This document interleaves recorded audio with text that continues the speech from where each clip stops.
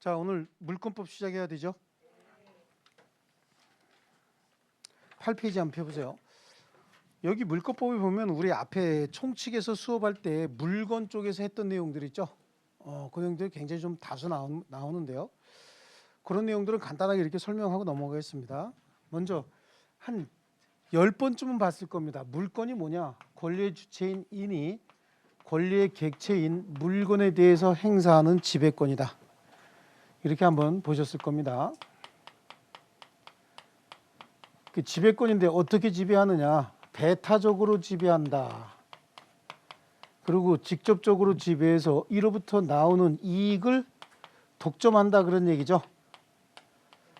그러니까 이 물건은 그럼 어떤 상태이어야 하느냐? 독립성을 갖추고 범위를 특정할 수 있어야 되고 현존하고 있어야 된다.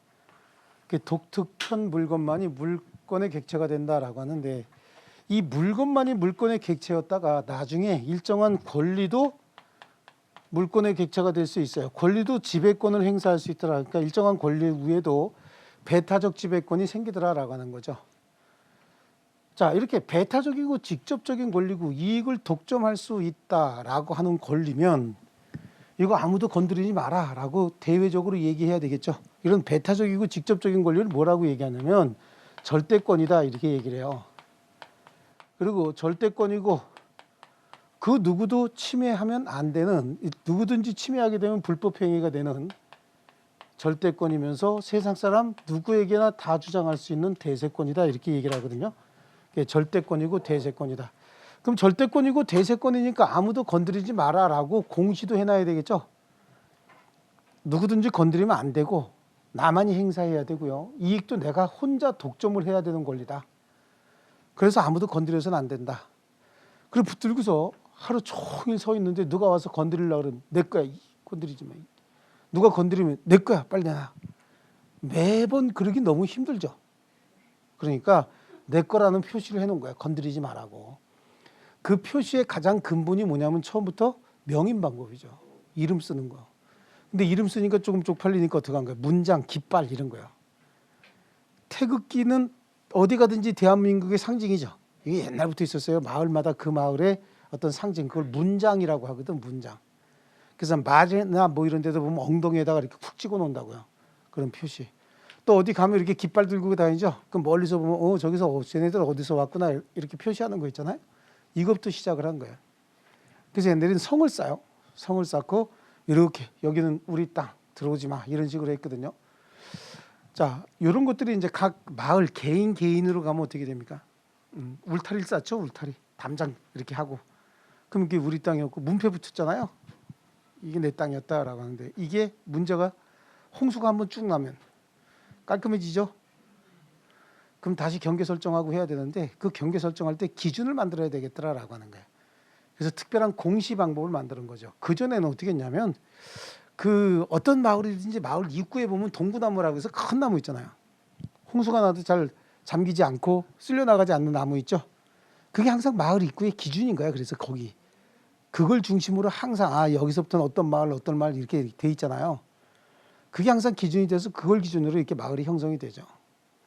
그럼 새로운 땅의 경계를 정할 때는 동네 초시들, 초시가 뭐예요? 옛날에 국가 공무원 시험 1차 합격자, 그걸 초시야, 초시.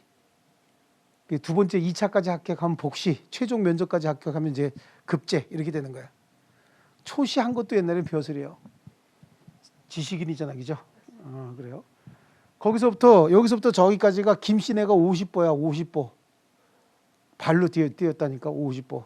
거기서부터 또 한 100보까지는 박씨네 땅이고, 이런 식으로 해서 보로, 이게 보가 이게 발로. 근데 김씨가 말 잘 안 들으면 총총 걷겠죠? 박씨는 어쩌냐게 나한테 계란 2줄하고 닭 1마리 갖고 왔어. 그럼 어떻게 돼? 펑펑 뛰어다녀야 되죠, 100보. 이런 식으로 아주 비합리적이고 비과학적으로 경계를 설정하고, 그래서 조금이라도 힘 있는 놈이 나중에 문제가 생기면 항상 지식인인 것처럼 이제 군림을 하려고 들었다고. 예. 그런 데서 이제 백성들이 자꾸만 이렇게 불만이 생기고, 이거 굉장히 비과학적이잖아요. 공부 조금만 한 사람들은 이렇게 하면 안 된다는 거 알고 있는 거겠죠. 그러니까 이걸 대외적으로 이거는 누구 거니까 건드리지 마라 하는 제도를 갖추게 됩니다. 그걸 공시제도, 공개적으로 표시한다 그런 얘기죠. 공시제도. 자, 그럼 이 물건의 종류에 따라서 공시 방법이 달라야 되는데 이 물건이 부동산인 경우 또 동산인 경우, 물건은 부동산하고 동산 두 가지로만 나눠지죠. 물건의 종류는 부동산, 동산이에요. 그 물건이 어떤 기능을 하느냐에 따라서 주물, 종물, 이익을 어떻게 창출해내느냐에 따라서 원물, 과실 이렇게 나눴잖아요. 종류는 부동산 아니면 동산이죠. 그럼 부동산은 어떻게 공시할 것이고 동산은 어떻게 공시할 것이냐. 즉 이거 소유자가 누구니까 건드리지 마라라고 표시하는 거예요. 이 부동산은 등기라고 하는 공시제도를 만들었어요. 동산은 여러분이 가지고 있는 모든 물건이 필통 안에 있는 분필이 다 동산인데 거기에다가 전부 하나하나 이름 다 써붙이고 그렇죠? 하나하나 다 등기하고 이거는 사실상 좀 불가능하죠. 그러니까 동산 같은 경우는 목적물을 인도받아서 점유를 하고 있으면 그걸 소유권을 주장할 수 있는 기본 근거로 삼았다 그런 얘기예요. 자, 이게 공시제도였다라고 하는 거죠. 공시 방법이야. 그래서 이게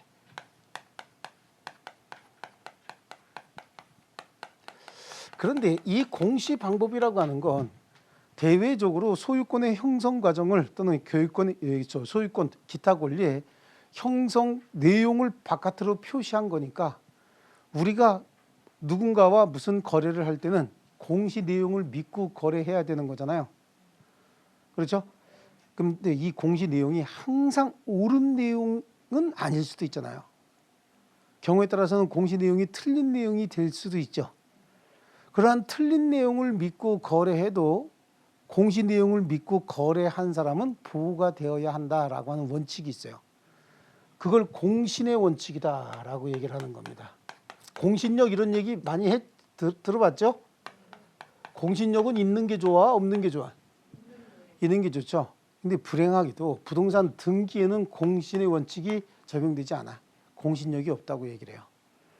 그런데 동산의 인도, 등기는 공신력이 없어요. 인도 점에는 공신력이 있다라고 얘기를 해요. 즉 공신의 원칙이 적용이 된다. 이 말의 의미는 무효 등기를 믿고 거래한 사람이 있다. 아니면 누군가가 목적물을 점유하고 있는데 그 점유가 잠깐만 여기 풀을게요. 이제 표 안 나죠? 공신의 원칙은 등기가 무효인 등기가 우연히 경료가 됐는데 그 등기가 유효인 등기인 줄 알고 믿고 거래한 사람은 보호하지 않겠다는 얘기예요. 자, 무효인 등기가 있다라고 하면 그 전에 있던 등기는 유효인 등기겠죠. 여러분 유효인 등기를 보호해야 됩니까? 무효인 등기를 보호해야 됩니까? 유효인 등기를 보호해야 되죠. 머릿속으로 생각해 볼게요. 우리가 물건을 하나 샀어요. 부동산 아파트 하나 샀다고 할게요. 사서 우리 이름으로 등기했다. 사서 등기했다. 그 등기는 유효일까요? 무효일까요? 사서 등기했으니까 유효일 수밖에 없죠. 네? 근데 내 부동산을 어떤 녀석이 등기 서류를 위조해서 지 이름으로 등기했다는 거예요. 그거는 무효일까요? 유효일까요? 무효죠. 근데 그 등기 내용이 유효인 등기인 줄 알고 믿고 산 사람이 있다는 거예요. 그럼 그것도 무효 아닙니까? 무효 등기를 기초로 했으니까. 근데 그 사람이 등기부를 들고 와갖고 우리 집에 와서 어이 내 이름으로 등기됐으니까 나가. 그럼 우리는 짐을 싸야 됩니까? 안 싸도 되나요? 안 싸도 되죠? 왜 그러냐면 무효 등기를 믿고 거래한 사람을 보호해야 됩니까? 진정한 권리자를 보호해야 됩니까? 진정한 권리자를 보호해야 되는 거예요. 그 진정한 권리자가 처음에 갖췄던 그 등기는 유효 등기였잖아요. 그 유효인 등기가 원인 없이 말소가 됐다라고 하더라도 그 권리마저 소멸하는 건 아니란 말이에요. 그러니까 무효 등기보다는 유효 등기에 대해서 훨씬 더 보호 가치가 높다는 얘기죠. 그 말을 조금 더 줄여서 얘기하면 등기 내용과 실체 권리가 일치하지 않을 때는 등기 내용을 실체 권리에다 맞춰야지 실체 권리를 등기 내용에다 맞춰서는 안 되겠죠. 그래서 등기의 공신력을 인정하지 않는 게 훨씬 더 권리 보호의 실익이 큰 거예요. 근데 발로 툭 차면 돌아다니는 동산들 있잖아요. 그거 얼마 주고 샀는지 기억합니까? 언제 샀는지 영수증 있어요? 본인 거라고 확신할 수 있습니까? 뭐 이렇게 빨리 물어보고 이러랴. 그죠? 네. 하나하나 기억 다 못하죠. 그 많은 걸 어떻게 다 기억을 합니까? 진짜 소유자일까요? 이분이 아니면 옆에 분한테 빌렸을까요? 그것도 내막은 모르는 거죠. 예, 그러니까 동산 같은 경우에는 붙들고 자기가 권리자인 것처럼 붙들고 행사하고 있으면 진정한 권리로 믿어주자는 얘기예요. 그러니까 남의 물건은 이제 남의 물건 가져와서 지 것처럼 팔아먹었다는 거예요. 산 사람은 이 사람이 권리 행사하는 게 자기 것처럼 권리 행사하는데 믿을만 하더라는 얘기죠. 그래서 믿고 샀다. 그럼 그 사람은 그냥 권리 취득하겠다는 얘기예요. 그게 공신력이 있다. 그렇게 무권리자가 가지고 있는 권리를 진정한 권리로 알고 그걸 믿고 산 사람이 보호가 된다. 그거 믿고 사는 걸 뭐라고 얘기하냐면 선의취득이라고 얘기하거든요. 그러면 동산은 선의취득이 가능하다는 얘기죠. 부동산은 무효인 등기를 믿고 거래한 사람 보호됩니까? 안 됩니까? 안 된다 그랬죠. 그 말의 의미는 선의취득이 가능하다 불가능하다. 그렇죠. 여기는 선의취득을 인정하지 않는다. 뒤에 가서 선의취득 공부할 겁니다. 자, 그럼 이런 공신의 원칙이 인정되지 않는다라고 할 때 인정되지 않는 등기는 무효등기라고 얘기했잖아요. 그럼 앞에서 얘기한 것처럼 유효등기는 강력하게 보호해야 되겠죠. 유효등기를 갖춘 자가 그 의사에 반해서 그 자신도 모르는 상태에서 등기가 말소가 됐다는 거예요. 그렇다고 해서 그 효력 자체가 소멸하는 건 아니지 않습니까? 그러니까 그렇게 강력하게 보호해야 되는 등기 또는 점유는 법으로 정해놓기 시작했단 말이에요. 물건을 등기해야 되거든요. 물건이 대세권이잖아요. 물건이라고 하는 건 그래서 법으로 정해놓기 시작했다. 만약에 물건을 우리 둘이서 마음대로 창설해낼 수 있다. 그러면 둘이 하나 한번 거래하죠. 거래하고 난 다음에 요거 하나 우리 등기할까요? 그럼 그럽시다. 그 등기했다. 저것도 등기할까요? 그럽시다. 저것도 등기할까요? 자기 마음대로 물건을 정해서 등기할 수 있다라고 하면 부동산 소유권 취득하고 1년 지나면 등기부 하나 띄러 가려면 1톤 트럭 가져가야 될 거예요. 등기소에서 등기부는 아마 하루에 한 통도 채 못 뛸 겁니다. 그렇지 않습니까? 그래서 등기 등으로 공시하는 또는 점유 등으로 공시하는 물건은 그 종류나 내용을 법으로 정해놓기 시작했다. 그걸 뭐라고 얘기하냐면 물권 법정주의다. 물권은 법으로 정한 것만 인정한다. 그런 얘기예요. 물권 법정주의다 라고 얘기를 하고, 이 물권 법정주의에 관해서는 우리 민법 제185조에 물권의 종류라고 하는 조문 타이틀로서 물권은 법률과 관습법에 의함이 아니고는 임의로 창설할 수 없다, 이런 식으로 선언하고 있습니다. 에듀윌 유료 회원만의 명품 자료 서비스.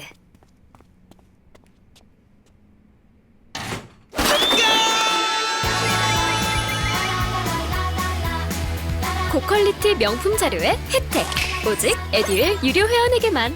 에듀윌.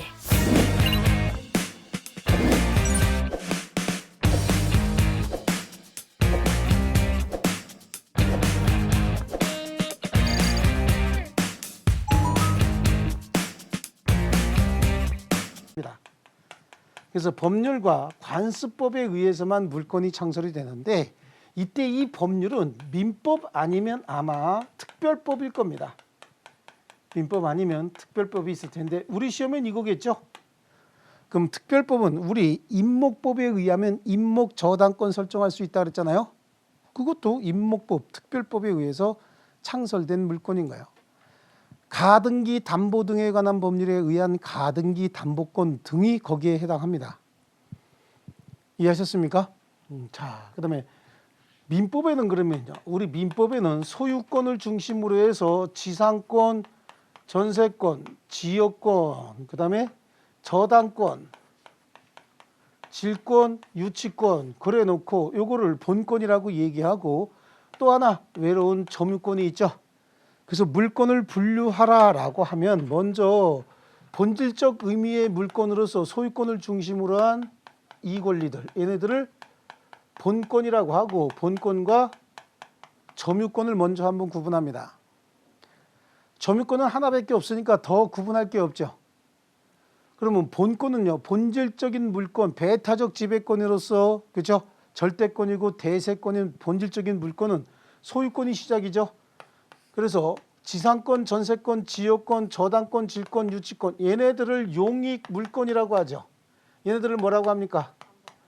담보물권이라고 하고, 용익물권과 담보물권을 섞어나면 소유권을 제한할 수 있는 무슨 물권이라고 불렀어요? 제한물권, 이렇게 불렀죠.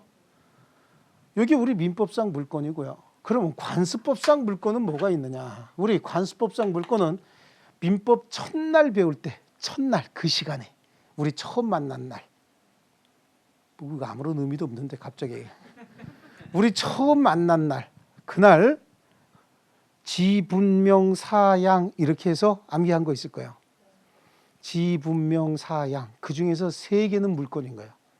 관습법상 제도 3개 중에서요, 5개 중에서. 그게 뭐냐면 관습법상 법정지상권 있죠.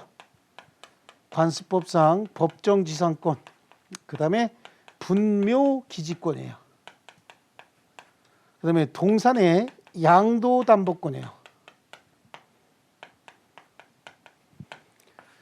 관습법상 법정지상권, 분묘기지권, 동산의 양도담보권, 요 3가지가 뭡니까? 관습법상 물권이다. 이거 이외에는 어떠한 것들도 물권으로 보지 않겠다는 얘기입니다. 아시겠습니까? 그러면 여기 얘기하는 소지, 전지, 저질, 유점하고 관습법상 법정지상권, 분묘기지권, 동산의 양도담보권, 요거 말고 다른 말로 표현된 것들은 다 물권이다, 아니다? 아니다. 그럼 온천권 물권 아니죠? 왜? 여기 안 들어가 있으니까. 사도통행권 물권이 아니요. 왜? 여기 없으니까. 여기 없으니까. 그렇죠? 공원시설 이용권 물권 아니죠? 왜? 여기 없으니까. 소유권에 준하는 관습법상 물권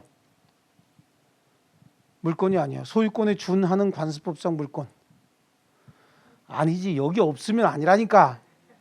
꼭 이상한 말만 하나 나오면 아니라니까. 여기 없으면 아니요. 아시겠죠? 거시기권은요? 아니겠죠? 그건 물권 아닙니다. 이해하셨습니까? 자, 이렇게 해서 풀어나가야 되는 거예요. 그러면 물권의 종류는 법률과 관습법의 의함이 아니고는 임의로 창설할 수 없다라고 얘기할 때 이 말의 의미는, 자, 종류도, 물권의 종류도 법률과 관습법의 의함이 아니고는 임의로 창설할 수 없다는 얘기고, 물권의 내용도 법률과 관습법의 의함이 아니고는 임의로 창설할 수 없다. 그러니까 물권의 종류도 소지, 전지, 저질, 유점과 관습법상 법정지상권, 분묘기지권, 동산의 양도담보권, 특별법상 물권은 암기할 필요 없어. 그런 거 있다라고 하면 되는 거예요. 아시겠죠? 종류도 그렇고 내용도. 그럼 우리 지상권을 설정해 주기로 했다. 합의에 의해서 내 땅에다가 지상권 설정해 줄게요. 그럼 사용 수익권을 설정해 줬다, 그런 얘기잖아요. 근데 둘이 합의하면서 사용만 하고 수익은 하지 마. 수익만 하고 사용은 하지 마. 이건 물권의 내용 자체죠. 용익물권은 소유권이 가지고 있는 사용, 수익, 처분권능 중에 사용 수익권을 제3자에게 설정해 주면 이게 용익물권이고, 처분권능을, 이게 이용가치에 대한 지배권이니까 용익물권을 설정하는 것이고, 이거는 교환가치에 대한 지배권이니까 담보물권 설정하는 거 아닙니까? 그러니까 지상권 설정하면서 사용 수익을 다 해라, 또는 사용만 하고 수익은 하지 마라, 수익만 하고 사용은 하지 마라, 이거는 본질적인 내용이니까 정할 수 있다고 쳐요. 하지만 지상권 설정하면서 사용 수익 이외에 처분도 네가 해라 라고 해서 처분권능이 생깁니까? 안 생긴단 말이에요. 물권의 내용도 종류도 다 법으로 정한 그 범위 내에서만 종류도 정할 수 있고 내용도 정할 수 있다는 얘기입니다. 아시겠습니까? 그럼 용익물권은 사용만 하고 수익은 하지 마라 정할 수 있어요, 없어요? 있지. 용익물권이 사용수익이잖아요. 사용수익권이죠. 하지만 사용수익 이외에 처분도 해라 라고 할 수 있습니까, 없습니까? 없다는 얘기예요. 담보물권 저당권 설정하면서 처분권능만 행사하지 사용권능도 네가 행사해라 라고 해서 사용권능이 생기는 게 아닙니다. 아시겠습니까? 자, 이게 물권이다 라고 하는 거. 그래서 여기로 다시 오면 물권이라고 하는 건 권리의 주체인 이인이 권리의 객체인 물건에 대한 배타적이고 직접적인 지배권이라고 얘기했잖아요. 여기에서 성립하는 게 물건이 하나면 소유권도 하나만 성립한다라고 하는 일물 일권주의가 적용이 돼요. 여기서 일물이라고 하는 건 부동산 아니면 동산 아닙니까? 그 부동산은 토지 아니면 건물이죠. 동산은 부동산 이외의 물건을 싹 다 동산이라고 얘기를 합니다. 이 말의 의미는 물건이 하나면 하나의 물건 외에는 소유권이 하나만 성립해야지 내용이 같은 물건이 2개 이상 동시에 성립할 수 없다라고 하는 게 2개 이상의 물건이 그 내용이 같은 물건은 2개 이상 동시에 성립할 수 없습니다. 그러니까 소유권과 소유권이 분할 절차 없이 하나의 물건 외에 동시에 있을 수 없어요. 자, 그런데 이 말은 똑같은 말인데 이렇게 물건의 일부나 물건의 구성 부분에 여기에는 독립된 물건이 성립할 수 없다는 얘기야. 만약에 물건의 일부나 물건의 구성 부분에 독립된 물건이 성립할 수 있다. 그럼 여기도 소유권, 여기도 소유권, 여기도 소유권이 성립할 수 있다. 그런 얘기잖아요. 그래서 원칙적으로 인정하지 않고 있는 거고요. 그럼 이 말을 좀 종합해 보면 물건이 2개면 물건도 몇 개가 성립해야 된다는 얘기죠. 2개가 성립해 있어야 되죠. 그러니까 이렇게 2개의 물건을 하나의 물건의 객체로 할 수는 없다. 자, 이게 원칙인 거예요. 근데 여기에 이제 다수의 예외가 생겨 나오죠. 다수의 예외가 하나의 물건 외에 내용이 같은 물건은 2개 이상 성립할 수 없다라고 하는데 그러면 소유권에 하나가 있으면 저당권 1순위, 저당권 2순위, 저당권 3순위 그래서 1순위, 2순위, 3순위 이렇게 저당권 설정할 수 있잖아요.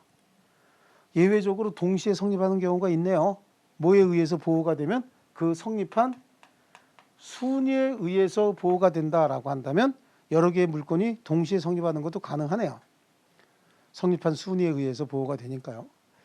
또 물건의 일부나 구성 부분에는 독립된 물건 설정할 수 없는데 하지만 용익 물건 있죠. 사용 수익하다가 돌려주는 용익 물건은 설정할 수 있다는 얘기예요. 자, 용익 물건 어떻게 설정하느냐. 이렇게 집을 한 채 단독주택 가지고 계신 분이 있는데 1층은 3개로 나눠져 있고 2층은 소유자가 거주하고 있어요. 1층 전부 임대 주려고 그랬는데 가운데 사는 얘가 나는 임대차 말고 전세권 설정해줘. 그럼 저기다만 전세권 설정한다고 해서 문제될 거 하나도 없죠. 그렇지 않습니까? 그러니까 물건의 일부나 구성 부분에는 독립된 물건이 성립할 수 없다라고 했는데 용익 물건은 설정하더라고요. 또 우리 집합 건물에 보면 구분 소유권 같은 거 있죠. 예? 집합 건물의 구분 소유권은 이런 건물이 집합 건물이잖아. 아파트에. 그러면 여기 보면은 몇 동 몇 호 이거 나오죠? 101동 401호 뭐 이렇게 나올 거 아니겠어요? 101동 401호 요것도 하나의 물건으로 봐요. 집합 건물은 그래서 집합 건물이에요. 건물이 집합됐다라고 해서 집합 건물인 거예요. 이런 것들이 수도 없이 쌓여 있죠. 그렇지 않습니까? 이걸 집합 건물이다. 요거 하나 이렇게 떼서 보면 이렇게 돼 있는 거 아니에요? 요 하나 덩어리죠. 여기 보면 이렇게 발코니 나와갖고 캔틸레바식으로 해서 기둥 이렇게 세워서 위에다가 이렇게 샷이 씌운 거 아닙니까 지금? 아니요? 샷 씌운 거 맞잖아요. 이렇게 해서 샷 씌웠고 여기 보면 출입문 있죠? 출입문 있고 안에 들어가서 보면 신발 벗는데 여기는 대체적으로 신발장이 있죠. 여기 이렇게. 그리고 바로 옆에 뭐가 있어요? 샤워장 있잖아요. 여기 신발장 바로 옆에는 샤워장. 그래서 집에서 들어와서 신발 벗고 일로 들어가면 맞아 죽죠. 여기 먼저 들어가서 발부터 씻고 샤워하고 나와야지. 일로 왔다 갔다 하면 발냄새 나는데 뛰어다닌다고 대가리부터 박아야 되죠. 이렇게 돼 있잖아. 요거 보면 위에서 보이니까 상상해서 그린 거지. 여기 뚜껑 막혀 있어 안 막혀 있어요? 이게 지붕이 되는 거고 여기 보면은 여기 지금 요즘에는 기둥이 없이 내력벽으로 구성되어 있잖아요. 내력벽으로 구성되어 있어요. 하지만 옛날에는 기둥이 있었어요. 이게 이제 내력벽이 기둥 역할까지 같이 하니까 그래서 아파트 내부 공간의 활용도를 좀 높이기 위해서 한 거야. 이게 기둥이 있잖아요. 기둥이 있으면 기둥하고 기둥을 연결하는 걸 보라고 하잖아요. 지금 여기 반자를 한 이유는 이 보가 있으면 내부 공간의 활용률이 떨어지기 때문에 보기 싫으니까 보기 좋으라고 이렇게 반자한 거예요. 근데 만약에 기둥이 없다. 그럼 바로 천장이 있다. 그럼 보기 싫을 게 없죠. 예? 예, 그렇다니까. 예, 그래서 천장 내부 공간을 활용도를 높이기 위해서 이 내력벽식으로 이제 건물을 지어요. 그러니까 그냥 이건 그냥 기둥으로 보면 돼요. 이 기둥으로 보고 이거 뚜껑으로 보면 되죠. 뚜껑, 요건 기둥으로 보고 이건 벽이잖아, 벽. 그러니까 지붕과 기둥과 벽이 있죠. 지붕과 기둥과 벽이 있으면 하나 건물 아닙니까? 이 건물이 여기에 쌓여 있다는 얘기예요. 그래서 이게 집합 건물인데 그럼 여기에도 소유권 하나 있어야 되죠. 그래서 한 동 건물에서 구분된 소유권이다 이렇게 얘기를 하는 거예요. 그럼 이것도 물건이 될 수 있잖아. 건물 일부에 대해서 독립된 소유권 설정할 수 있는 거 아닙니까? 그래서 이게 일물일권주의 일부의 예외다라고 하는 거하고요. 그 다음에 원래는 물건이 두 개면 두 개의 물건이 성립해야지 두 개의 물건, 세 개의 물건에 하나의 물건의 객체로는 할 수는 없는 게 원칙인 거예요. 원칙인데 예외적으로 할 수 있는 경우가 있어요. 어떤 경우냐면 우리 특별법이나 또는 판례에 의해서 집합물에 하나의 물건을 설정할 수 있어요. 유동 집합물에 대해서 양도담보 설정하거나 공장 및 광업재단 저당법에 의하면 공장재단이나 광업재단의 저당권 설정하는 거 아무 문제 안 되죠. 공장 이런 거 봐봐요. 이렇게 생긴 우리 이거 물건 할 때 배웠던 내용을 조금 기억하셔야 됩니다. 이렇게 생긴 공장용 건물이 있고 공장용 토지가 있다는 거예요. 그럼 여기 공작기계 같은 거 잔뜩 있을 거 아니겠어요. 여기에 많이 널려져 있겠죠. 이거를 담보를 제공하고 돈을 좀 얻어 쓴다라고 가정을 한번 해볼게요. 저는 정보가 곧 합격이라고 생각해요. 기출문제 특강이나 모의고사 자료집을 주시는 것도 좋았고 그 중에서 제일 좋았던 건 교수님의 쪽집게 정보였어요. 약간 합격을 위한 종합 패키지 선물을 받는 그런 느낌? 애들 유료 회원 꼭 추천합니다.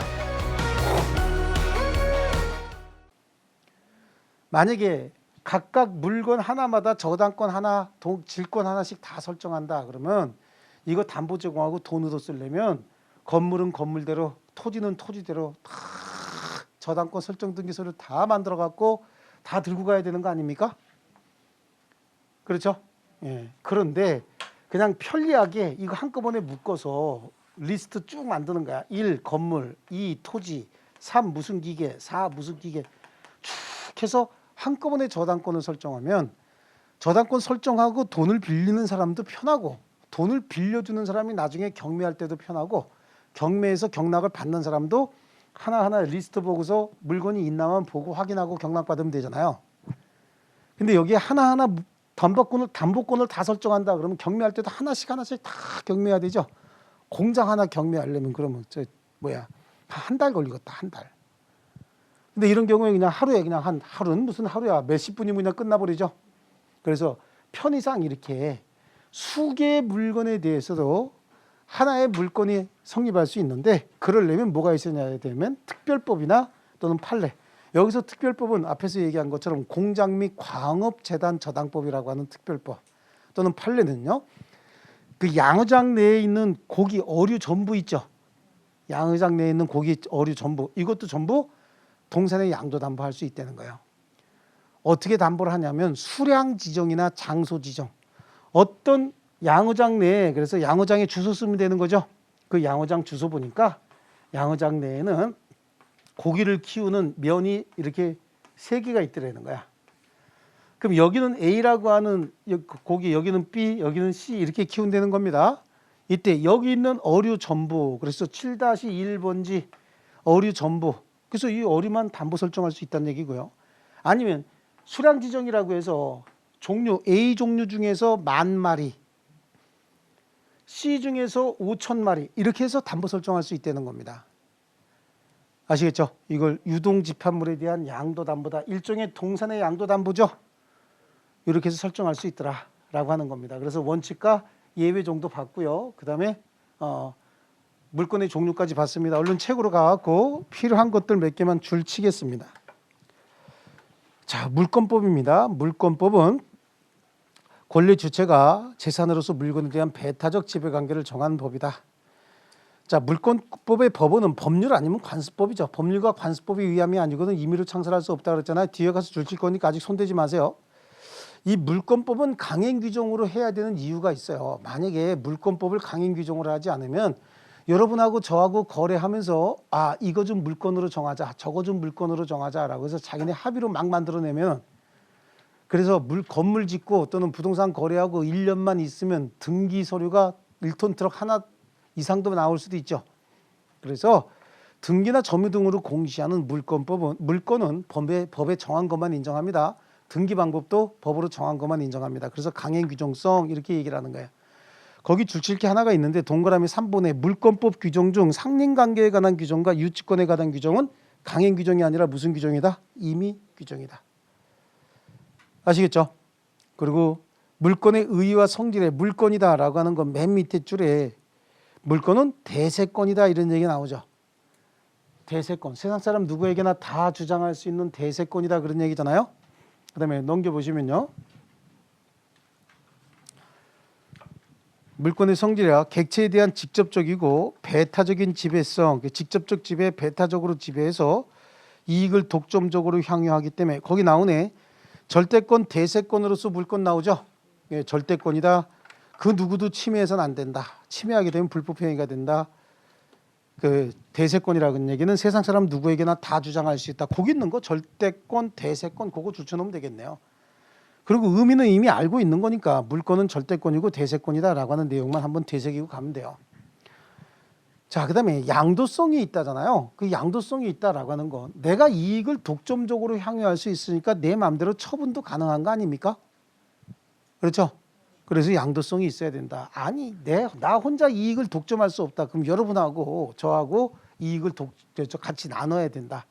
근데 제가 마음대로 가서 팔아먹었다. 그럼 여러분이 뭐라 하니까 네가 뭔데 혼자 팔어? 그럴 거 아니겠습니까? 근데 나 혼자 이익을 독점할 수 있다. 그럼 내 마음대로 어디 가서든지 파는 거 아닙니까? 그래서 양도성이 있다. 그 양도성도 좀 줄 좀 쳐놓으시면 돼요. 자, 그럼 물권의 객체는 어떤 게 돼야 되느냐? 물권의 주체는 주체인 인이라고 얘기했고 물권의 객체는 물건과 권리다. 그거 보이시죠? 여기 물건 아니면 뭐가 돼야 된다고요? 권리가 돼야 된다. 물건과 권리다. 그러면 물건이다라고 하는 거는 뭐 독립성을 갖춰야 된다. 그래서 밑에서 보기로 하고 그러면 권리는 어떤 것들이냐? 그래서 거기 동그라미 2번에 기역, 니은, 디귿 중에서 니은하고 디귿만 줄쳐놓을게요. 니은 재산권을 목적으로 하는 권리질권, 디귿 지상권과 전세권을 목적으로 하는 저당권 있죠. 예, 요 정도 좀 줄 좀 쳐놓으시면 됩니다. 그래서 일정한 권리 중에서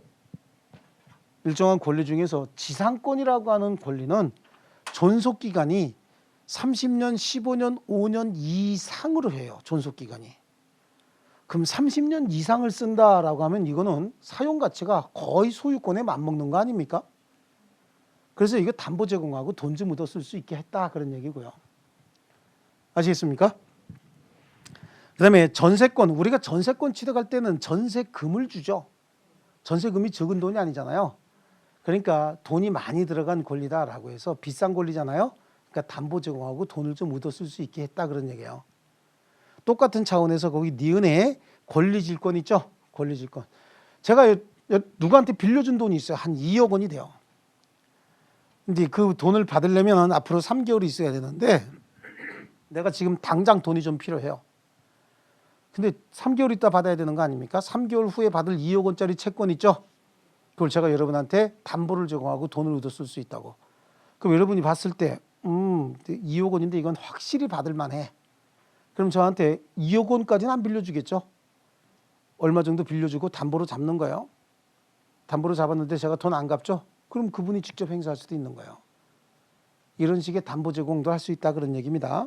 자, 그다음에 일물일권주의다라고 하는데 일물일권주의, 하나의 물건 외에 소유권은 하나만 성립할 수 있다라고 하는데 거기에 동그라미 2번에 보면 아직은 줄치지 마시고요. 물권의 활용이 다양화되면서 일물일권주의의 개념은 다음과 같이 표현될 수도 있다. 그래서 하나의 물건 위에 내용이 동일한 물건은 2개 이상 성립할 수 없고 하나의 물건의 일부 또는 구성 부분에 대해서는 독립된 물건이 성립할 수 없으며 물건이 여러 개 또는 집합물에는 그 물건의 수만큼 물건이 성립해야지 전체를 하나의 물건으로 봐서 하나의 물건의 객체로 할 수는 없다. 그런데 그 일물일권주의의 예외가 한 장 넘겨보십니다. 거기에 무슨 부동산, 토지는 뭐고 건물은 뭐고 이거는 너무 많이 했으니까 그냥 넘어가요. 넘어가고 일물 일권주의에 대한 예외. 그래서요. 부동산 일부의 물권이 성립할 수 있느냐? 물권이 성립할 수 있다고 얘기를 했죠. 그게 뭡니까? 용익물권입니다. 그래서 용익물권은 그 줄칩니다. 용익물권 한 필 토지 일부 또는 한 동 건물 일부라도 분필 절차를 거치지 아니하고 일부에도 분필 절차를 밟지 않고 설정할 수 있어요. 그다음에 담보물권은 좀 줄쳐놓을게요. 담보물권은 결국은 빚 안 갚으면 어떻게 하겠다는가? 소유권 넘기겠다 그런 얘기 아닙니까? 소유권 매각되거나 그러는 거 아니겠어요? 그런데 물건 일부에 대해서 분할 절차 없이 담보물권 설정을 했는데 채무자가 돈을 안 갚는다. 그럼 채권자가 일부만 경매할 수 있나요? 없나요? 없죠. 그래서 담보물권은 분할 절차 없이 물건 일부에 대해서 설정할 수는 없습니다. 이해하셨습니까? 자, 그다음에 건물 일부에 대한 구분 소유권 이렇게 했고요. 밑에 물건의 집단 내지는 집합물에 대한 물권의 성립이다라고 해서 물건의 집단 내지는 집합물에 대해서는 원칙적으로 하나의 물권이 성립할 수 없지만 특별법이 있는 경우에 그래서 공장 및 광업재단 저당법 나와요. 또 관습법상 독립성이 인정되고 공시방법을 갖춘 물건의 집단이나 집합물에 대해서도 물권을 설정할 수 있다라고 해서 거기 동그라미 3번에 있는 내용만 다 줄쳐놓으면 되겠네요. 그 정도만 설명한 내용인데요. 그래서 거기 맨 밑에 있는 판례 보니까 증감 변동하는 유동 집합물 외에도 물권이 성립할 수 있고 그래서 구성 부분에 변화가 생겨도 특정성을 잃지 않는 범위 내에서 동일성이 인정이 된다 그런 얘기인데 아까 제가 그랬잖아요. 여기 지금 유동 집합물에 대한 양도담보 어류가 양어장 내에 A, B, C 세 면의 어류가 각각 다른 어류가 있다. 여기 있는 어류 전부 이래서 담보 설정할 수 있다 그랬잖아요. 이거는 장소 지정한 거야. 그러면 다른 장소에 있는 게 아니라 이 장소에 있는 것 그래서 특정이 되어 있다고 보는 거고요. 그럼 이 하나의 장소 내에서도 여기 있는 어류 전부 이렇게 정할 수도 있잖아요. 아니면 여기에 있는 어류 10,000마리 그럴 수도 있죠. 그럼 10,000마리면 어떻게 수량 지정이야. 그럼 그 10,000마리를 하나씩 처음부터 이렇게 콕콕콕콕 찍어 놓는 게 아닐 거 아니에요. 나중에 담보권 실행할 때 이 중에 있는 10,000마리만 그냥 실행하면 되는 거죠. 담보권 설정할 때 오늘 담보권 설정하고 3년 후에 갚기로 했는데 얘가 3년 동안 있을까 여기? 없을 거 아니에요. 그럼 3년 후에 계속해서 증감 변동할 거 아니겠습니까? 어쨌든 3년 후에도 담보권 실행할 때 즉 경매 등을 실행할 때는 어떻게 하면 된다고요? 그냥 10,000마리만 하면 된다 그런 얘기예요. 중간에 계속해서 증감 변동하니까 구성체의 내용들은 달라질 수 있죠. 그 얘기하고 있는 거고요. 자, 오른쪽에 가면 토지의 정착물 중 토지와 독립된 부동산이 될 수 있는 물건들 나오죠. 나옵니까? 거기에 보면 우리 이거 있었어요. 토지와 별개의 물건으로 취급할 수 있는 거 지상에 몇 개? 4개. 지하에 하나. 4대 1. 자, 토지는 뭐라 그랬어요? 부동산이라 그랬죠. 토지는 부동산이고 토지 소유권에 보면은 정당한 이익이 있는 범위 내에서 그 상하에 미친다. 상하에 미친다. 그러다 보니까 이것도 다 토지예요. 다 토지인데 여기서 토지와 별개의 물건으로 취급될 수 있는 게 지상에 뭐 있었어? 건물, 지붕과 기둥과 주벽을 갖추면 무조건 건물이라고 했고요. 당연히 토지에 정착은 하고 있어야 되죠. 수목 내지는 수목의 집단 같은 거 있었잖아요. 여기는 2가지 방법이 있죠. 임목 등기 아니면 명인 방법. 그 다음에 여기 이거 뭐지요? 삼지오엽. 이거 뭐야? 그치, 미분리 과실. 얘도 명인 방법에 의해서 토지와 별개의 물건으로 취급할 수 있었잖아요. 그 다음에 여기 보면 농작물들 있죠. 농작물들. 농작물들. 얘는 입도를 갖춰서 수확기에 있으면 언제나 경작자 소유로 합니다. 그 다음에 지하에 있는 미채굴 광물이죠. 미채굴 광물 언제나 광업권의 객체고 광업권을 취득하게 되면 토지 소유권과 별개의 물건으로 취급하고 전부 부동산입니다. 아시겠습니까? 좋아요. 그래서 요거를 제외한 나머지는 다 토지의 일부입니다. 이해하셨습니까? 이거 많이 하지 않았나요? 이 그림? 그래서 지상에 몇 개 있다고요? 4개. 그냥 앞으로는 딱 토지와 그렇지 4대 1 토지와 별개의 물건 그러면 그냥 무조건 나와야 돼요. 이게 4대 1 그렇지 않습니까? 이제 한 열흘만 한 20일만 지나면 내년이 되죠. 내년이 되면 시험이 6개월밖에 안 남는단 말이야. 많이 남은 거 아니야. 절대 지루한 거 아니라고. 아시겠죠? 내년 되면 선생님들 표정도 굳어요. 이제 얼마 안 남았으니까. 이해하셨습니까? 지금 이렇게 뭐 힘 빼고 이러고 있을 때가 아니야. 눈에서 지금 막 불이 나와야 돼. 날 잡아먹을 것 같이 쳐다봐야 돼요. 개슴치레 해갖고 쳐다봐서 내가 왜 저러고 쳐다보지 느낌 이상하게 만들지 마시고. 아시겠습니까? 예, 그래서 4대1 그거 하고요. 자, 넘겨보세요.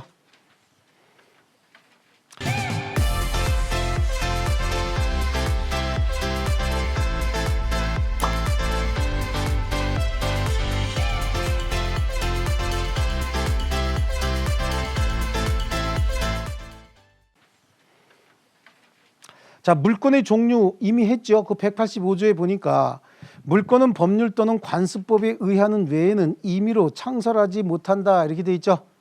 여기서 법률과 관습법에 의해서만 창설이 되는데 거기 양쪽 가로 3번에 임의로 창설하지 못한다의 의미는 종류도 내용도 마찬가지다 그런 뜻이죠. 14페이지 3번 양쪽 가로 3번. 그 종류 강제 내용 강제만 줄을 쳐 놓으시고요. 그 다음에 오른쪽으로 가면 물권의 종류, 물권의 종류는 그냥 우리 민법상 소지, 전지, 저질, 유점 했죠. 한번 해봅니다. 뭐라고요? 저질, 유점. 이 공부들 안 하는구나. 가만 보니까. 자, 소유권, 지상권, 전세권, 지역권, 소, 지, 전, 지, 저, 질, 유, 점 이렇게 해서 이게 8개 물건이에요. 옛날에 이게 통할 때가 있었어. 소지 누구와 전지 누구는 저질이다, 얼굴에 점 있다 이러면서. 그럼 얼굴에 점 있으면 저질이냐? 그러면 전 이거 마스크 벗으면 다 기절해요. 점 겁나 많아요. 얼마나 다행인지 몰라 이걸로 가리고 다녀서.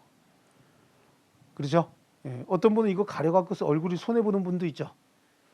근데 이거 가리고 나니까 주변 사람들이 좋아하는 사람도 있죠. 앞으로 그렇게 하고 다니라고.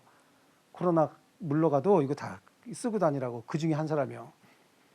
이거 벗으면 난리 납니다. 자, 왜? 점이 많아서. 얼굴에 점 있다고 저질 아니야. 그냥 암기하라 그러는 거예요. 영화배우 이름하고 비슷하죠. 소지 누구, 전지 누구. 얘네들 다 얼굴에 점 있죠. 그 저질이랍니다. 왜 얼굴에 점 있다고. 이렇게 하면 또 살짝 암기가 돼요. 소지 누구, 전지 누구, 저질이야. 얼굴에 점 있어. 소지, 전지, 저질, 유점. 그렇다고 진짜 걔네들 얘기한 거 아니고 누구라고 명시도 안 했어요. 아시겠죠? 예. 이게 내용을 이해를 해야지 또 그런다고 여기저기다가 또 뭐 이러면 안 되는 거야. 우리 딸내미가 누구 좋아하는데 옛날에 한번 그랬다니까 여기 그 여기 팬클럽에 아주 골수인데 자기 딸한테 가갖고 중개사 강의할 때요. 야 우리 민법 교수님이 니네 그 오빠야 저질이래 얼굴에 점 있다고. 그래서 7명이 와갖고 난리 났었어. 학원에 와갖고 피켓 들고 우리 오빠의 명예를 살려놔라. 울고불고 난리 났었다고. 왜 우는지는 잘 모르겠는데 하여튼 울고불고 난리 났었어요. 자, 그래요. 그 다음에 다른 법률에 의한 물권 여러 가지 있잖아요. 여러 가지인데 그냥 이따만 아시면 되고 관습법상 물권 보이시죠? 관습법상 물권은 다 줄쳐놓습니다. 분묘기지권, 사도통행권, 분묘기지권, 관습법상 법정지상권, 동산의 양도담보권 등이고 온천권, 사도통행권, 권리공원 이용권은 관습법상 물권 아니라고 얘기를 했고 그 동그라미 2번에 있는 판례 있죠? 그것도 줄쳐놓으셔야 됩니다. 그거 아주 잘 나옵니다. 줄 쳤나요? 자, 미등기 무허가 건물의 양수인이라 하더라도 소유권 이전 등기를 격려받지 않는 한 건물에 대한 소유권을 취득할 수 없고 그러한 건물 취득자에게 소유권에 준하는 관습법상 물권이 있다고 볼 수도 없다. 왜 소유권에 준하는 관습상 물권이 없다는 거예요? 미등기 무허가 건물을 샀는데 부동산 살 때는 등기해야 소유자 되는 거 아닙니까? 그런데 미등기 무허가 건물을 샀대요. 살 수는 있어요. 하지만 등기할 수가 있어요, 없어요? 없죠. 그러니까 소유권 취득 못한 거죠. 하지만 보통 그런 거래는 우리 관습적으로 하잖아요. 그러니까 그 사람에게는 소유권에 준하는 관습상 물권 정도는 인정할 필요가 있겠죠. 에? 인정할 필요는 있지만 필요만 있는 거야. 필요만 있는 거지. 그러면 물권 법정주의의 위반이잖아요. 그렇지 않습니까? 그러니까 소유권에 준하는 관습상 물권은 물권 법정주의에 위반되기 때문에 인정할 수 없어요. 그래서 보통 학문적으로 그런 권리를 사실상의 처분권이다 이렇게 얘기를 하는 거예요. 뭐라 그런다고요? 사실상의 처분권을 취득했다 이렇게 얘기하는 겁니다. 자, 넘겨보시고요. 자, 그 다음에 물권의 일반적 효력이라는 게 나오잖아요.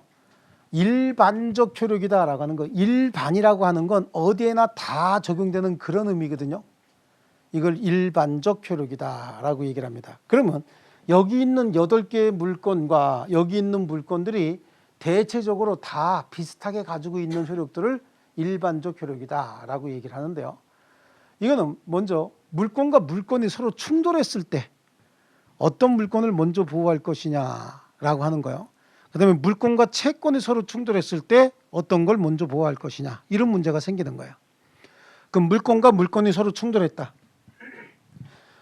자, 충돌할 수 있는 물권은 요 본권과 점유권 먼저 충돌시키면 되죠. 본권은 이게 다 들어가니까. 이 점유권이라고 하는 건 우리 소멸시효에서도 했잖아요. 어떤 물건에 대한 사실상 지배 상태를 권리로 인정한 것이다. 이게 점유권이거든요. 제가 이 시기에 풀려놓고 갔는데 여러분 중에 한 분이 주웠다. 아, 다음 주에 오면 다음 시간에 오면 줘야 되겠다라고 지배하고 있어요. 그렇다고 해서 사용수익권이 있다든지 소유권이 있는 건 아니죠. 하지만 누군가가 지나가다가 야, 네 거 아니면 돌려줘라고 하면 줍니까 안 줍니까? 안 주죠. 그때 주장하는 게 뭐라 그랬어요? 그렇지, 나에게는 점유권이 있다라고 주장하는 거죠. 내가 사실상 지배를 먼저 했다 이렇게 얘기하는 거예요. 네 것도 아니잖아. 이건 초등학교 때 초졸들이 하는 얘기라 그랬죠. 초졸. 그죠? 그래. 너무 했나? 그래서 본권과 점유권은 항상 병존하는 거야. 물건을 점유하고 있는 자는 사용수익권 가지고 점유할 수도 있지만 사용수익권 없이 여러분들이 제가 풀어놓은 시기에 다음 시간에 오면 줘야 되겠다라고 지배할 수도 있는 거 아닙니까? 그래서 사용수익권 없이도 지배할 수 있는 거거든요. 그래서 모든 권리와 항상 병존하고 점유권은 어떤 권리와도 경쟁하지 않습니다. 항상 병존한다. 그럼 본권 중에서는 전체적으로 소유권과 제한물권 비교해야 되겠죠. 이게 소유권이고 이거 다 제한물권이잖아요. 소유권과 제한물권 중에서는 뭐가 우선해야 될까요? 제한물권이 우선해야지. 서로 충돌하게 되면. 이건 뭘 얘기하냐면 우리가 아파트 2채가 있다고 생각해 봐요. 한 채는 우리가 살아야 되죠. 안 살 거야? 텐트에 살 거야? 텐트? 한 채는 우리가 살아야 되죠. 하나 살고 하나는 임대 줬대. 아니면 전세권 설정해 줬다. 그렇게 쓰잖아. 그죠? 그럼 전세권 설정해 줬다. 둘 다 내 거 아닙니까?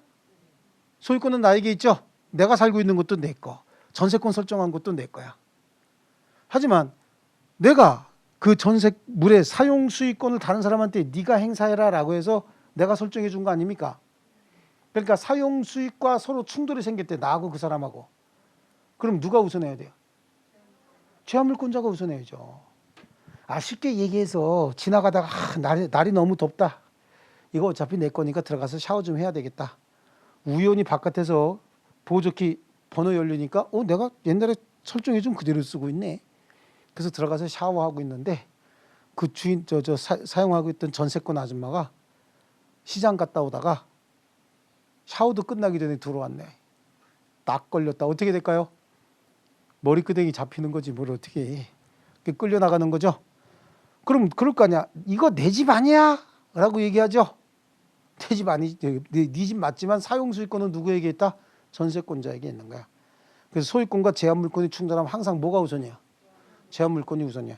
어떤 권리가 막강한 권리냐가 아니라 두 권리가 서로 충돌한다. 그럼 사용수익권이 충돌한다. 그런 얘기잖아요. 그러면 사용수익권자 먼저 보호해야 되죠. 그럼 제한물권이 우선하는 거고 제한물권과 제한물권이 충돌한다. 그럼 그때 성립한 순위에 의해서 보호가 되는 거예요. 어떤 아파트에 저당권이 3개가 설정이 되는데 1순위, 2순위, 3순위 저당권이 설정이 됐고 경매가 실행이 됐다. 그럼 1순위 저당권자가 다 받고 남은 돈이 있으면 2순위 저당권자가 보호되죠. 여기서 다 받고 남는 돈이 있어야 3순위자가 보호가 되는 거예요. 이걸 제한물권 상호 간의 충돌이라고 하고 제한물권 상호 간의 충돌이 있다. 그러면 성립한 순위에 의해서 보호가 되는 겁니다. 아시겠죠? 이게 이제 물권과 물권의 충돌이다라고 조금 이따 줄칠 거예요. 그 다음에 물권과 채권이 충돌하는 경우도 있다라고 하는데 채권은 채권자가 채무자에게 급부를 요구할 수 있는 권리인 거예요. 제가 여러분한테 돈 빌려줬대요. 그럼 돈 빌려줬으면 여러분한테 변제기일에 가서 빌려준 돈 갚으셔야죠 라고 요구할 수 있는 권리가 채권이잖아요. 기분 나쁘면 여러분이 나한테 빌려준 걸로 하던가 여러분이 나한테 5천만 원 빌려줬대요. 근데 그게 오늘 주는 날이야. 아니면 다음 달 주는 날로 정했다라고 하는 거죠. 그럼 다음 달 주는 날로 정했으면 여러분은 나한테 받을 채권이 있는 거 아닙니까? 그렇죠? 그래. 근데 채권이 내가 여러분한테만 빌렸을까? 다른 사람한테도 빌렸을까? 다른 사람한테도 빌렸을 수 있잖아요. 얼마든지 있죠? 근데 그거 다 등기합니까? 외부에 공시합니까? 당사자 사이에 조용히 성립해야지. 여러분이 나한테 돈을 5천만 원 빌려줬다고 동네방네 광고하고 다니면 내가 기분 나빠서 안 갚어. 못 받는 수도 생긴다고 열받아서. 그렇지 않습니까? 그러다 보니까 채권은 당사자 사이에 아주 은밀하게 성립하는 경향이 있어요. 근데 물건은 공신력이 없는 등기라도 등기가 되잖아요. 여기서 공신력이 없는 등기는 무효등기라고 얘기했죠. 유효인 등기는 강력하게 보호된다며. 그러니까 무효등기를 제외한 나머지 등기 같은 거는 실제로 대외적으로 공시되어 있다. 그러면 이건 진정한 권리관계가 확정되어 있는 거예요. 누구나 쉽게 확인할 수 있는 거 아닙니까? 그러다 보니까 물건과 채권이 서로 충돌하게 되면 권리관계의 진정성이 확보되어 있는 물건을 우선시하는 거예요. 그래서 이해하셨습니까? 여러분도 믿을 만한 걸 우선시해야 되겠죠. 물건을 우선시하는데 다만 채권도 당사자 사이에 은밀하게 성립했으니까 뒤로 밀렸는데 채권도 대외적으로 공신력을 갖추는 방법이 있어요. 채권도 등기하는 방법이 있다는 거야. 채권 등기된 가등기된 채권 같은 거 있죠. 그다음에 임차권 같은 거 있잖아요. 임차권도 일종의 채권인데 이것도 등기할 수 있어요. 등기된 임차권, 가등기된 채권. 그다음에 주택의 임차권이나 상가 건물의 임차권, 특히 주택 임차권 같은 경우는 대항 요건을 갖추는 게 조그만 것처럼 임대차 등기해도 되지만 더 쉬운 방법도 있어요. 그렇죠? 전입신고하고 계약서 가져가서 동사무소에서 확정일자 받죠? 그럼 후순위 담보물건보다는 더 빨리 변제받는 거야. 선순위 담보물건보다는 후순위를 밀리겠지만 그 이야기는 순위에 의해서 보호되는 채권이 있다는 얘기예요. 그럼 순위에 의해서 보호되는 채권은 가등기된 채권, 등기된 임차권, 그다음에 기타 대항 요건 같은 채권들이 있죠. 대항 요건이라고 하는 건 뭐냐면 우리 동사무소에 가서 계약서에다가 확정일자 받잖아요.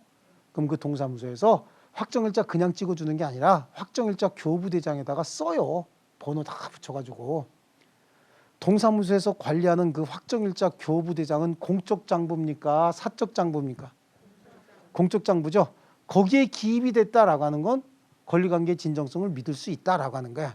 그러니까 그때는 성립한 순위에 의해서 보호 여부가 결정이 나는데 또 채권 중에서 언제나 최우선적으로 보호되는 채권도 있어요. 언제나 최우선적으로 보호되는 채권. 뭘까요? 그렇지. 사람의 생존과 직결된 채권들인 거야. 그걸 최당금이라고 하는데 최근 3월분에 해당하는 임금채권, 최종 3년분에 해당하는 퇴직급여, 재해보상금 이런 정도 있죠. 이런 정도는 최우선적으로 보호돼요. 지역에 따라 좀 차이가 있지만 주택 임차권 중에서 소액보증금 중 일정액이 있죠. 이런 것도 항상 최우선적으로 보호가 된다라고 얘기를 합니다. 아시겠죠? 그래서 머릿속을 한번 정리합니다. 이게 여기보다는 앞에 총칙 쪽에서 주로 나오니까 여기 된 거 간단하게 정리해요. 여기는 물권적 청구권이 중요한 거니까. 자, 물권과 물권이 충돌하면 나눠 봐야 되죠. 소유권을 중심으로 하면 본권과 점유권은 항상 병존이죠. 그렇죠? 그러면 소유권과 제한물권은 뭐가 우선이요? 제한물권 상호간은 순위, 성립한 순위에 의해서 결정이 되죠. 여긴 낼 게 없는 거지. 그럼 물권과 채권이 충돌했을 땐 물권이 우선해야 되죠. 권리관계의 진정성 확보가 돼 있기 때문에 그래요. 근데 예외적으로 물권이 아닌 채권이지만 대항 요건을 갖췄다, 기타 대항 요건을 갖췄다, 등기했다, 가등기됐다, 아니면 동사무소에 가서 기입했다 그런 얘기잖아요. 그죠? 그럼 굳이 물권의 후순위로 밀릴 이유가 없어요. 그럼 성립한 순위에 의해서 보호가 되는 거예요. 그다음에 혹시 채권이지만 사람의 생존과 직결된 채권, 채당금 같은 거 있잖아요. 이런 것들은 항상 최우선적으로 보호받는다. 이해하셨습니까?